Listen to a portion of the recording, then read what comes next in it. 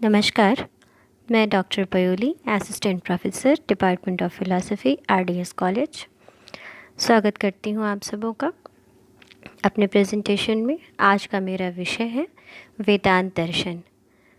यह TDC part 1 के विद्यार्थियों के लिए है। भारतीय दर्शन के अंतर्गत पढ़ा जाने वाला यह एक विषय है वेदांत दर्शन। वेदांत दर्शन अत्यंत ही महत्वपूर्ण विषय है, जिस पर बात करने से पहले मैं आपके साथ कुछ बातें शेयर करना आवश्यक समझती हूँ। जैसे सबसे पहले हम जानेंगे कि वेदांत शब्द का अर्थ क्या है। वेदांत शब्द का अर्थ है वेदों का अंत, अर्थात वेदांत में वेद के सारे गूढ़ तत्व समाहित होते हैं। वेदों में बिखरे दार्शनिक तत्वों को बाद के कालों में विभिन्न उपनिषदों में संकलित किया गया। उपनिषद अनेक हैं और उनमें कई अर्थों में समानता भी है, तो वहीं विभिन्नताएं भी हैं। उपनिषदीय चिंतन धारा की विभिन्नता के कारण जनमानस में कई विरोधी विचार उत्पन्न हुए, जिन्हें दूर करने के लिए महर्षि वादरायण ने उपनिषदों के मूल तथ्यों को एक जगह एकत्रित करने का प्रयास किया और उनकी यही रचना ब्रह्मसूत्र के रूप में जानी जाती। आगे बढ़ते हुए हम देखेंगे कि ब्रह्मसूत्र को ही शारीरिक सूत्र या उत्तर मीमांसा भी कहा जाता है। ब्रह्मसूत्र में 4 अध्याय हैं और प्रत्येक अध्याय के 4 भाग हैं। प्रथम अध्याय अथातो ब्रह्म जिज्ञासा से शुरू होता है। ब्रह्मसूत्र के सूत्र अत्यंत संक्षिप्त हैं, इसलिए इन पर अनेक भाष्य लिखे गए। ये भाष्य वेदांत कहलाए। शंकर ने जो भाष्य लिखा वह अद्वैत वेदांत का मूल ग्रंथ बना। शंकर के समान ही रामानुज, माधवाचार्य, वल्लभाचार्य, निम्बार्क आदि के भाष्यों पर भी वेदांत के विभिन्न संप्रदायों की स्थापना की गई।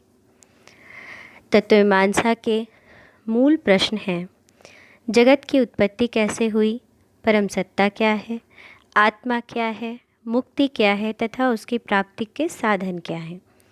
बादरायण के ब्रह्मसूत्र के भाष्य करने के क्रम में शंकर, रामानुज, माधवाचार्य, निम्बार्क आदि ने जो व्याख्या की है, उनमें इन प्रश्नों के अलग अलग उत्तर दिए गए हैं और उन पर अलग अलग संप्रदायों की स्थापना हुई है।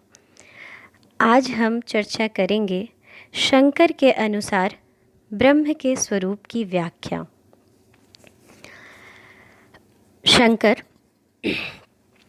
जिन्हें अद्वैत वेदांती कहा जाता है या जो अद्वैत वेदांती हैं, उन्होंने मूल तत्व को ब्रह्म माना है।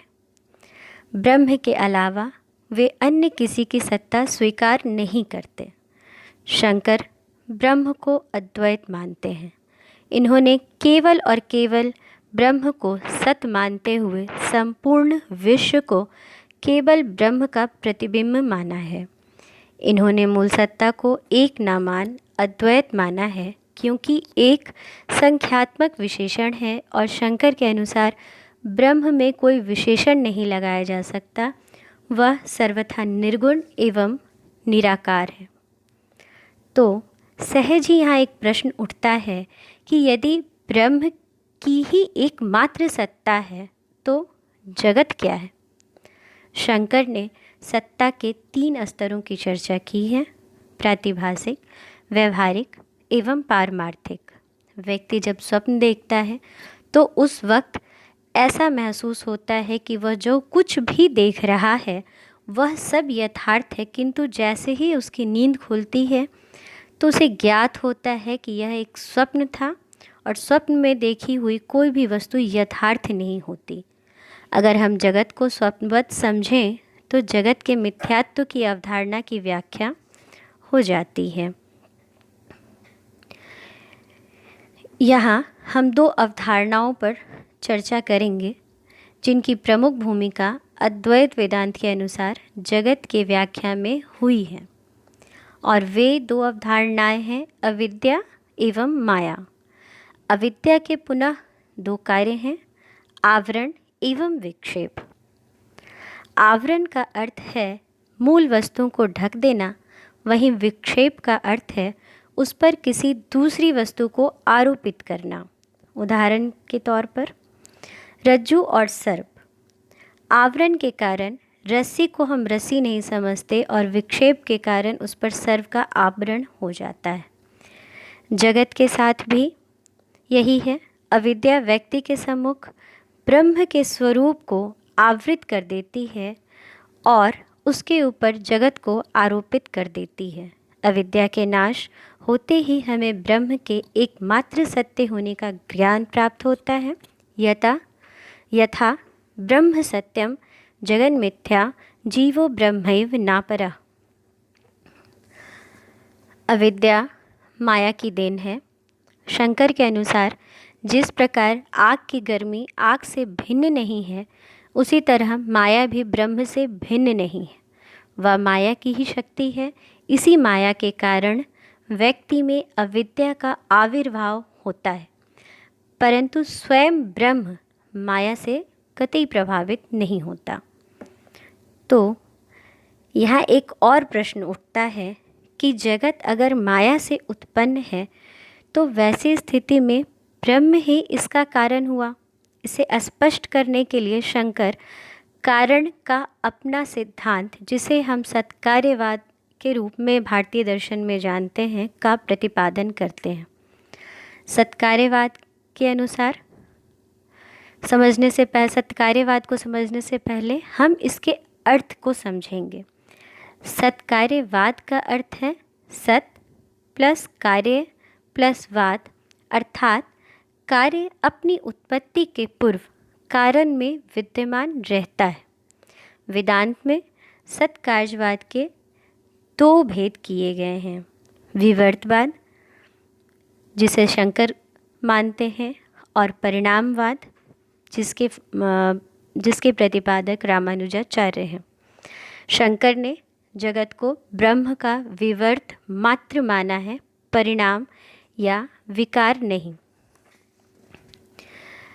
सारांश के रूप में हम कह सकते हैं कि शंकर के अनुसार पारमार्थिक स्तर पर केवल ब्रह्म की ही एकमात्र सत्ता है।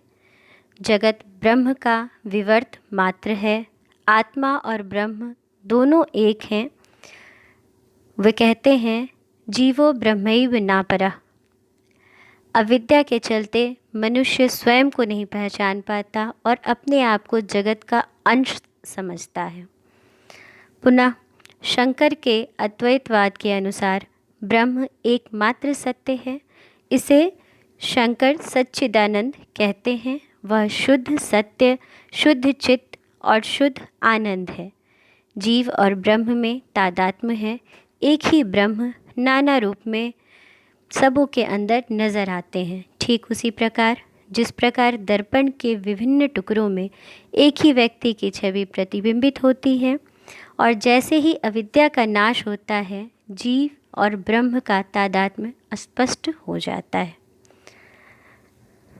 धन्यवाद।